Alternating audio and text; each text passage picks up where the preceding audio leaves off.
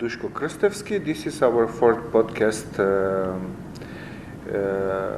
and this is the fifth annual Festival of Literature Bookstar, organized by the publishing house Antolog from Skopje. And today our guest is the author of Lavar, Evgenij Водолазкин. I should say hi at the beginning, and I'm really sorry that we have to continue this conversation in English. Hello, Dушко. Next time we'll speak Russian. Yeah. That's one of the questions that I get when I go on these conferences and summer schools, especially for the Bulgarian language. I'm translating from the Bulgarian language, and all the people from the ex-Soviet Union, they say like, but how can you not speak Russian? Like, the Russian is the Latin, it's the lingua franca of the... Occasionally I speak Russian. Yeah, but so because I'm a pan-Slavist, I want to consider myself as a pan-Slavist. Really, it's shame for me that I don't speak Russian, but I think that we can kind of do it in English. So your novels become more and more appreciated here in our country thanks to the Antolog publishing house, and especially Laurus, because from all of those impressions from the people who read the book, I kind of find out that they are really into it, and after that they are really doing a research about Russian folklore, Russian folk tales. Can you tell me that story about the healer, about the Eurodiv, the God's Fool and everything? Did it have some sort of pretext? Did it have some chronicle, because you're a specialist in medieval literature? So did you have some archaeological background, like archaeological digging into the literature? Thank you for this question, because from time to time they ask me if this novel autobiographical, and I answer normally that I am not a saint, to my pity, or maybe I must be happy. It is a very difficult task to be a saint. Yes, but seriously to speak, of course, this novel had its pretexts. There are many vitae, if to speak in Latin, lives of saints. Hagiographia. And there are lives, for example, from the lives of martyrs, life of Eurodivi, so lives of travelers, pilgrims, and many other lives. So maybe the most interesting material give the lives of Eurodivi. So Eurodivi is holy fool. It sounds so in English, and these are people with some with a special behavior. Maybe later we'll speak about this behavior, but now I will say that these lives are very, very interesting. They are exciting. So from time to time I say to my students, read old Russian lives. It is more exciting than Harry Potter. Yeah, definitely. And especially those god fools, Eurodivas, they are part of the Russian literature. If I'm not mistaken, in Crime and Punishment, there is a Yurodiva, the sister of the old granny who was killed by Raskolnikov. She was Yurodiva in Brother Karamazov, I think so. Yes, and we can name Prince Mishkin. From so Idiot, he's not typical Yurodivi, but still he's Yurodivi. He's a man with deviant behavior. So they're basically with a little bit mental disorders, but touched by God in a good way. So they are not evil. They are not psychos, but they are actually. So it could be different things, different cases. There are Yurodivi that are mental ill. It could happen, but normally Yurodivi are clever people, and but they play not always, but very often they play mad, as one of old Russian spiritual songs says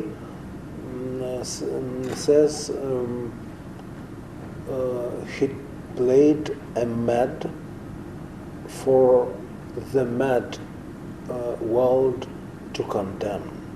Mm-hmm. Does it still exist? Elements maybe, but still I haven't seen yet Yurodivi in Russia, but elements are widespread, and to tell the truth is, so each of us from time to time is Yurodivi. Totally agree. There are different circumstances that make man Yurodivi.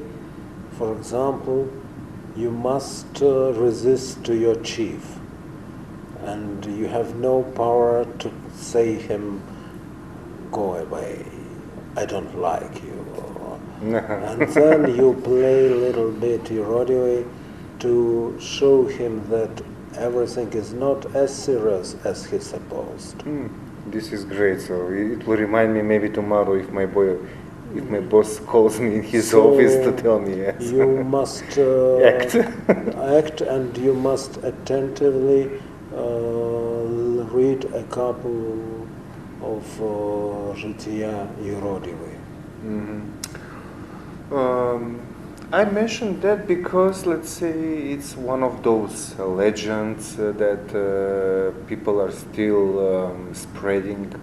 Usually, in our country, when somebody wants to build a church in a local place, but basically to build a church for people to go there and then take the money, so he usually goes with this story that a saint came during his sleep, in his dream, that he needs to make a church of Virgin Mary or Saint Paul, Saint Peter, Saint Nicholas, all those saints. And if he doesn't do that, that he will be, I don't know, like paralyzed or maybe unable to speak. So they're explaining in that so good, so vividly that people actually believe them, give them money, which is not a huge amount, but when you collect everything, and those people are basically then collecting everything that all the other believers who go to the church leave the money on the icons, because it's one of those Orthodox traditions here, at least in the Balkans. I don't know how it is in Moscow, Leningrad. Do you leave rubles on the icons? So we leave rubles in another place. So normally there is a box where you can give your money. No, but here not in the Balkans they are leaving it like on the icon of Virgin Mary or Saint Nicholas. I have seen but it is local tradition. Why not?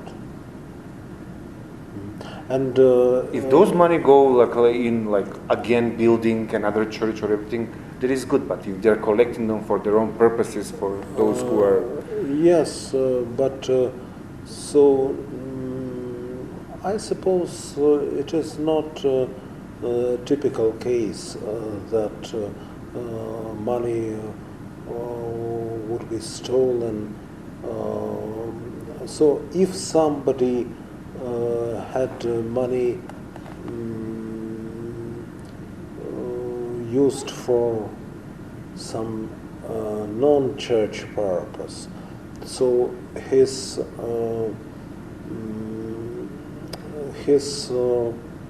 eternal life is in question, and so his chance to enter the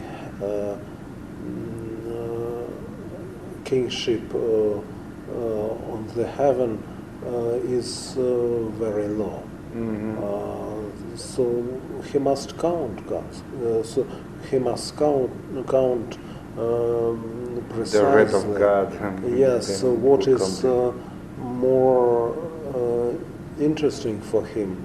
The eternal life or the possibility to visit a good restaurant here. My students, because now we are into Renaissance and we are working on Divine Comedy by Dante Alighieri, so they say like, okay, it's not fair. The Orthodox Christians, they have only hell and like Inferno and Paradise. We don't have purgatory. Why do Catholics have purgatory?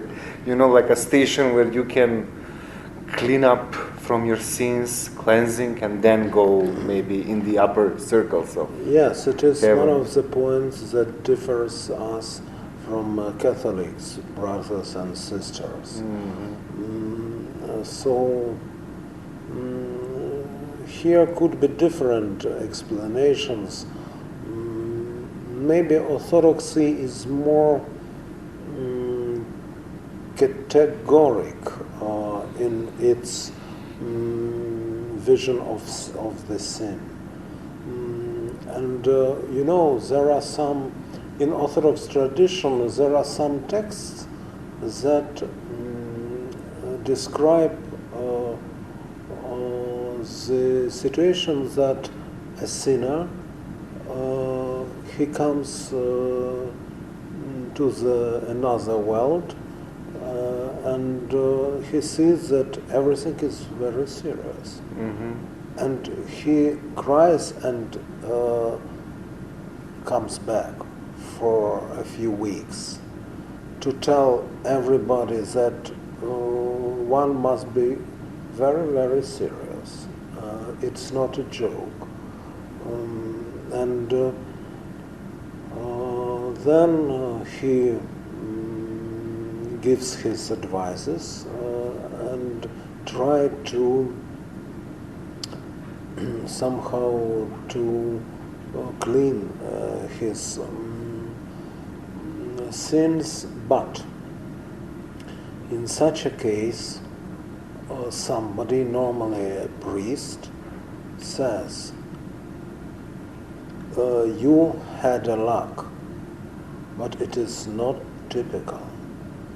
Normally everything one makes on the earth. And because on a body, soul cannot act.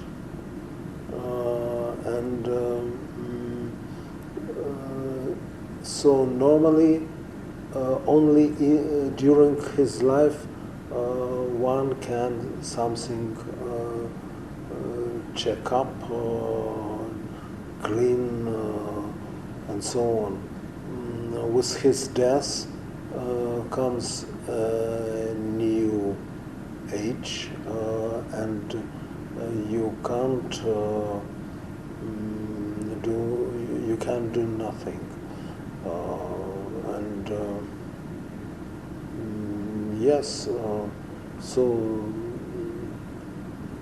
there are some jokes in our church tradition, really jokes, it's not seriously, but for example, if one comes to the heaven, for example, an atheist, and sees that everything was truth, it is not his. He's not possible to change something, because to believe is much more important than to know. As he had just to believe, but he said, no, I must know. God must come to me and say, I am here. So he should introduce and show him something. Yeah, yes, in order and such a for him joke to is that an atheist comes to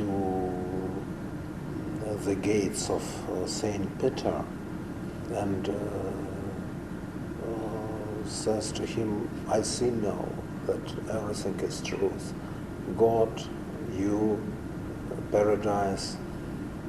Can you ask God that I would like to speak to him? And Peter comes to the God and says such a situation. He discovered that everything was truth, that taught us the church. And God says, say to him that I'm not here. Maybe he will believe even more. Previously, we had a podcast with Dan Kondonovsky. You know him. He had the presentation of your book, and he mentioned that he doesn't like to be compared with, God rest his soul, Umberto Eco. I know that from some of the reviews that I checked on internet, some of those users' reviews, some of the readers compare it. What do you think about it? I don't like to for you to find it offensive or something. It also can be a compliment, but I can see a lot of differences, even though both of you are teachers of medieval literature and culture and philosophy. How do you find it when people use that sort of categorizing? I don't like it. It is not a question that it sounds rather provincial. So writer A or writer N is Russian, Macedonian, French, Umberto Eco. So here it's done a lot. Oh, come on! He's the new Faulkner. He's the new Barrico. It is popular play to compare with somebody, but so it is, and even I can understand this play. So with such a title, one gives a very short idea of what kind of writer is he. But this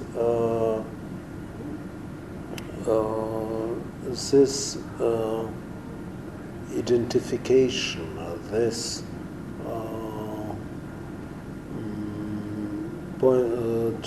attempt to point out the direction is much more bad than good. So I'm also a specialist on medieval literature. I'm also I don't know. I also started late with my writing, and so on and so forth. But but with such methods, maybe it is possible to compare to compare Nikolai Copernic and Nikolai the saint. They have a common name, but it is we know these both people, and we know that they have much more differences. Mm-hmm. So such a label makes more chaos than understanding, but it's actually good for the marketing, for the ad. Yes, but one must understand that marketing is not a part of philosophy, and its methods are brutal and not very sophisticated. I was also compared with Umberto Eco, and I told many times about my historical meeting with Umberto Eco. It's a joke, not only. It was not very historical. If you want, I can... Yeah, definitely. It will be interesting for our listeners. So once as I was in Italy, it was in Pordenone. It is 60 kilometers from Venice. Very famous book festival. And there was present Umberto Eco. It was his, maybe in 2 years he died, or in 1 year. So it was like 5 or 6 years ago, I suppose? Yes, and my Italian publisher, he wanted that I will sign him Lauro, in Italian translation. It is a very nice book where on the cover Lauro, una historia grande dell'amore. It is very nice, and she wanted my publisher that I will present him, and so she said to me, he showed how to write it in Italian. I don't speak Italian. So she said, you must write to Umberto Eco from Russian, Umberto Eco. I asked, maybe, I was very polite, and normally I don't argue, but I said, maybe I'll write to Italian Umberto Eco from Russian Umberto Eco.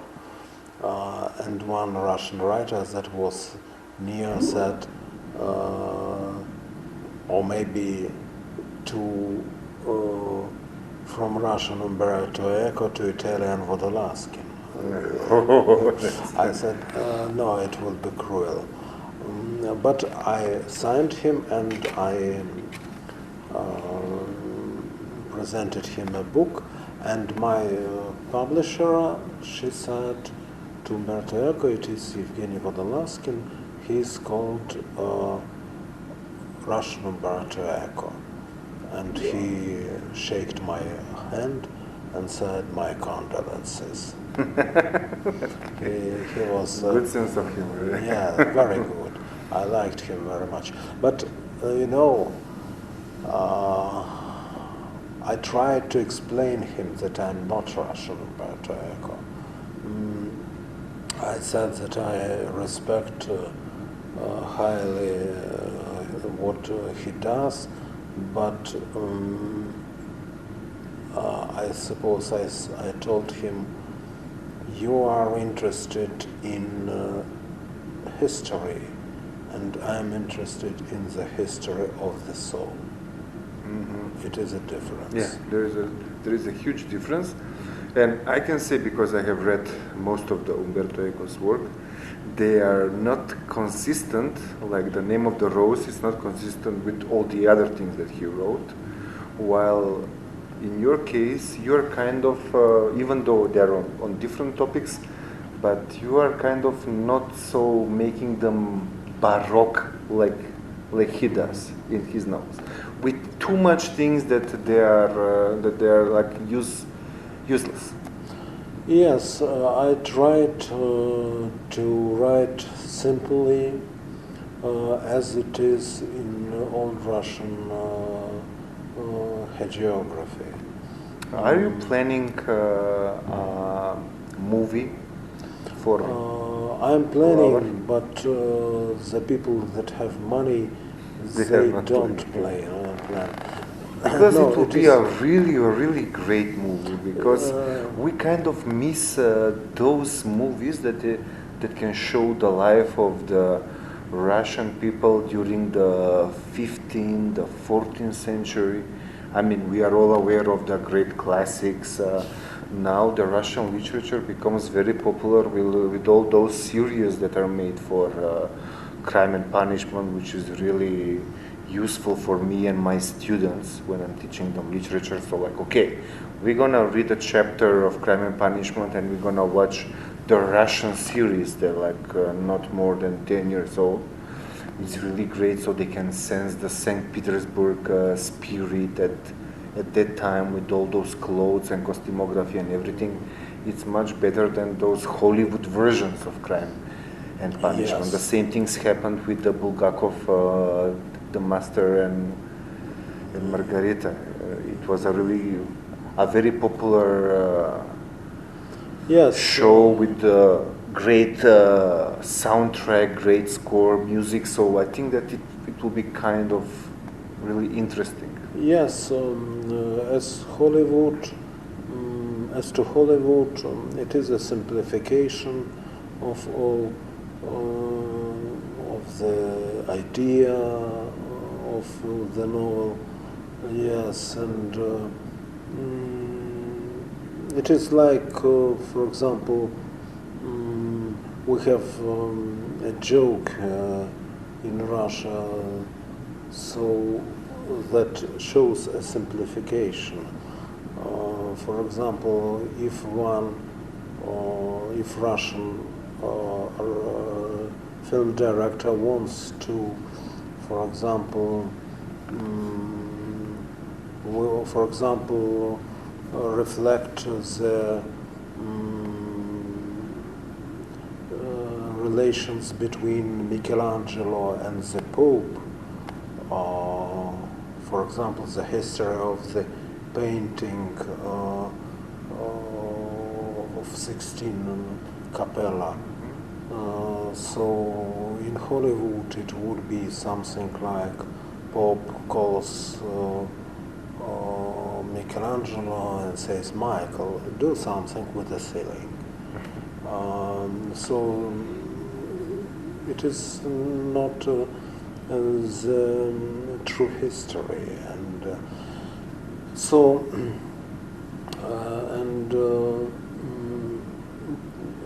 to tell the truth, I had many propositions, but as I was ready to enter this play, they couldn't find money. Those who had money, I wasn't sure that it will be good with these people, and I refused to collaborate. So now I'm waiting for an ideal an ideal case where money will have a man with a taste and we have both taste and the money to do something. Yes, but it happens very seldom. Mm-hmm. Let's hope. I'm really eager to watch that sort of movie.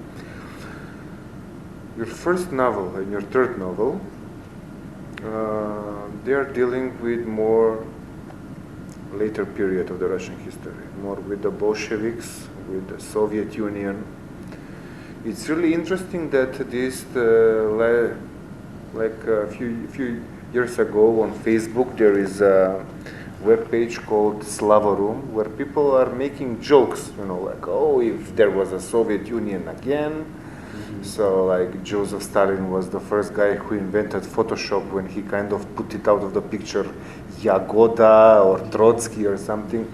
So there is something like funny about that, but it's actually a really serious topic to discuss. It is a tragical topic. Because Gulag, I have my periods of like, okay, so now I'm gonna watch documentaries about Cheka, about NKVD, about KGB from the earlier years, and I watch documentaries and like I'm gonna read everything about Gulag that I can find in English or in Serbian, in Macedonian you cannot find a lot. So reading the Solzhenitsyn novin about one day in the life of Ivan Denisovich. So I can see that Gulag was really totally different than one of our prisons that we had here in former Yugoslavia called Goli Otok, like Naked Island. It will be like literal translation, but it was more devastating. So people here are making more, let's say, jokes about it than I suppose in your country, and socialism and communism here in former Yugoslavia was less painful than the one that you had starting from 1917 until the perestroika. Russians are maximalists, so the Marxist ideology that was a sort of entertainment for the West and for Marx personally. So Russians took it seriously, and actually the Russians demonstrated the devastating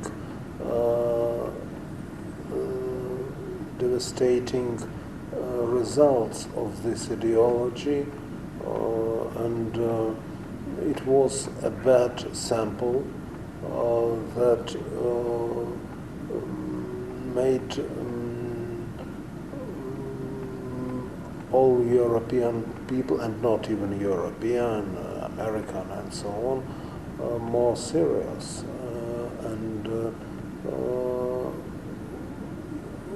As they saw what was happened with Russians, so they stopped this car, and it is maybe so thanks to Russians. It was really terrible 70 years, but it was terrible, but not accidental. So Russia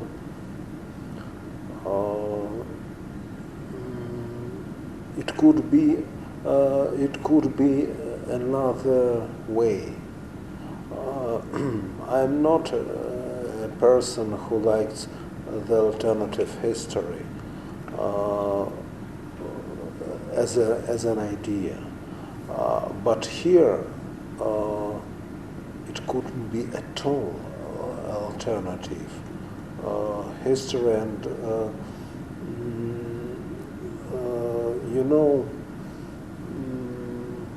nobody knows here, let's say, basically in Macedonia, nobody was informed about the Holodomor.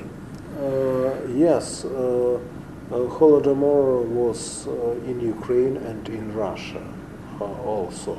It is not so known, but Russians died in Volga, in villages in the central Russia. Many refugees lived in the streets in Leningrad.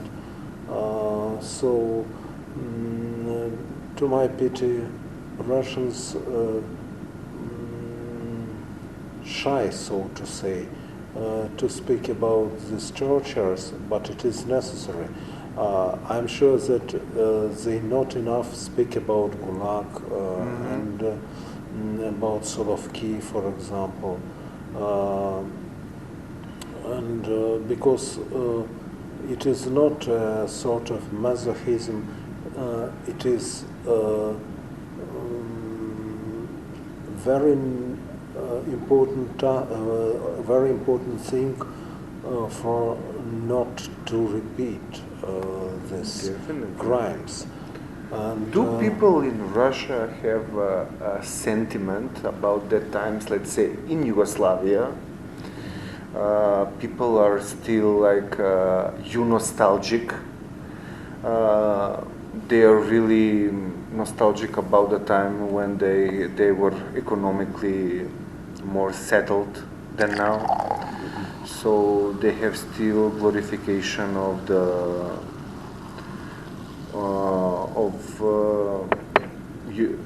Josip Broz Tito, but I haven't heard somebody to say like, oh, I really miss the Brezhnev times, or like, oh, I really miss the era of Khrushchev. So there is no that sort of nostalgia about that in Russia? No, we have such sort of nostalgia also, especially last 5-10 years. Brezhnev, it was a comic figure. He was not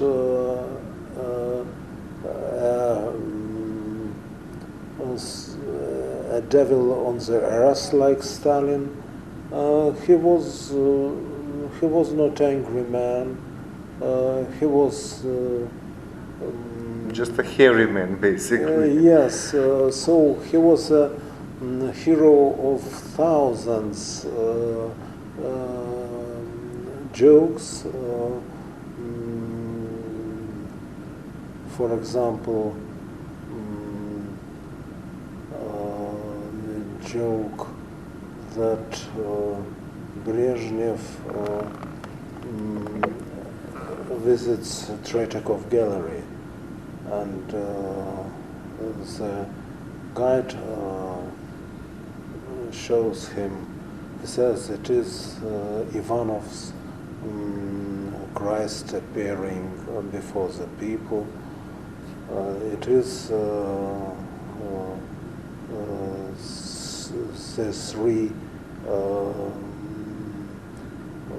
three богатыря, famous Vasnetsov's painting. And then there Brezhnev sees a mirror, and he says, what is the terrible face? And the guide says, sorry, Leonid Ilyich, it is a mirror. And he says, Tarkovsky, yes, I know. Alluding on, yeah. Yes, Tarkovsky had a film, Mirror. And there were, so he was not demonic, Brezhnev. He was a tired, old, very stupid and uneducated man. But he was not a devil. And in Brezhnev's era was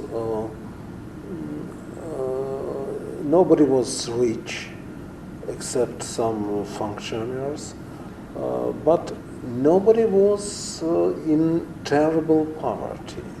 So it was... the government would basically take care of you. Yes, and it was another joke if we took this intonation. Brezhnev says he spoke with difficulties. If you remember Brezhnev, he spoke He says, our enemies in the West, they say that the Soviet Union is bad with meat. It's a lie. In the Soviet Union is good with meat. In the Soviet Union is bad without meat.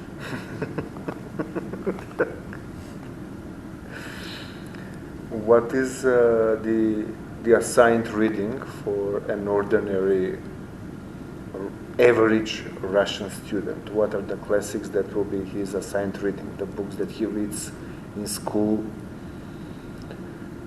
in order to have a, not passing grade, but maybe a average grade? Like what are the books that the student needs to read? Like, does it have a huge amount of Chekhov?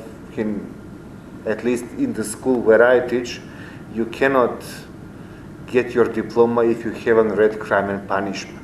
Maybe you will not read Anna Karenina, you will read The Death of Ivan Ilyich because it's shorter, because you cannot put several huge books and the student will only be focused on his literature and not the other subjects. So what is like a package that you need? No, we have not such a book, because now our pupils are so sophisticated.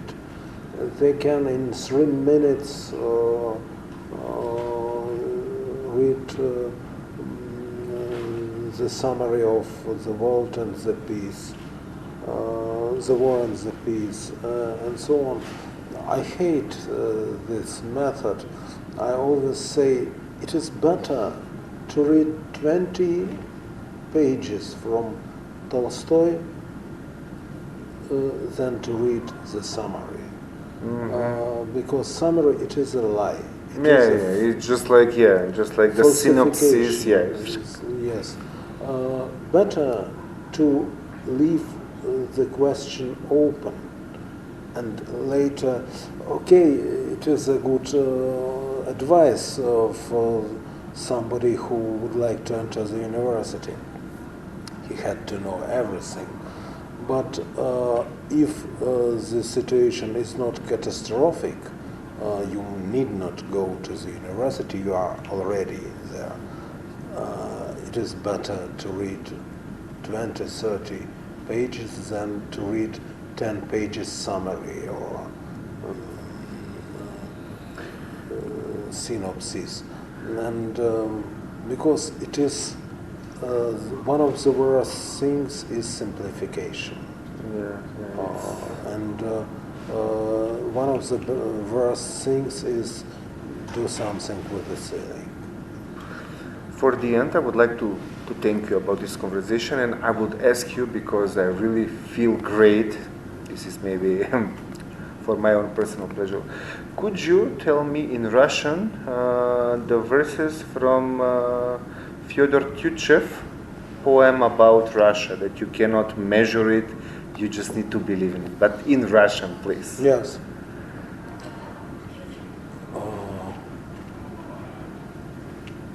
Just 1 minute, please.